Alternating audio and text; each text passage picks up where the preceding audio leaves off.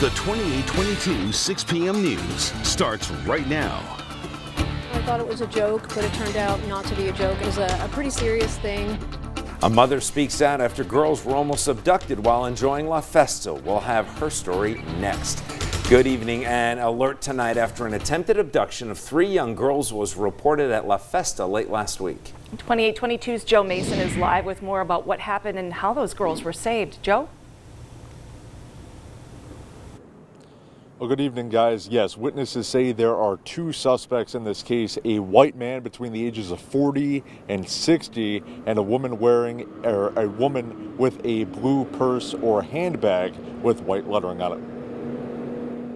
Sometimes you never know. You blink your eye and, they could have grabbed them and threw them in a car and been gone. The incident happening on the night of Friday, August 29th. 3 young girls enjoying the sights and sounds of La Festa Italiana. That excitement quickly dashed when witnesses say an older man approached them while one girl's father stopped to get money out of an ATM. One of the girls holding a Pain for Scranton balloon she was given earlier in the day. According to witnesses, the man lifting his shirt to reveal a Mark Payne shirt matching her balloon, using it as an icebreaker to talk with the girls.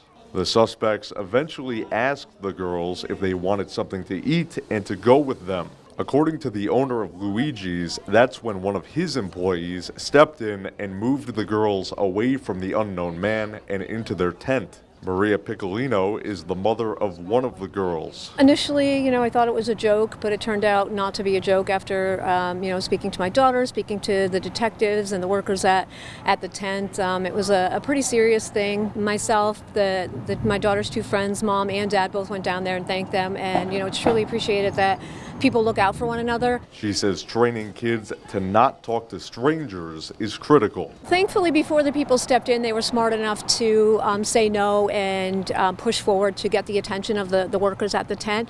I'm hoping that what we taught them, to stranger danger, stay away from strangers, works well, when there aren't people around, if they are, at a playground alone. Mark Payne is running for city council. One of his volunteers gave the balloon to the girl. He says the suspects are not members of his team. They told me what happened. I was horrified.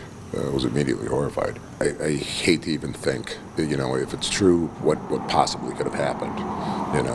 Thank God that we have good people in this community. Witnesses say police are looking for 2 suspects, one being a white man between his 40s and 60s, normal build, under 6 foot, and possibly wearing a purple shirt with cut-off sleeves. The other suspect, a woman carrying a blue purse or bag with white lettering on it. In 2 seconds, a lot can change in your life. There's not kind people in this world sometimes. Now, both Payne and Piccolino say that Scranton police are investigating this. They also say they've been receiving several messages and tips on the case. We reached out to Scranton police about the case several times over the past few days. They have not gotten back to us.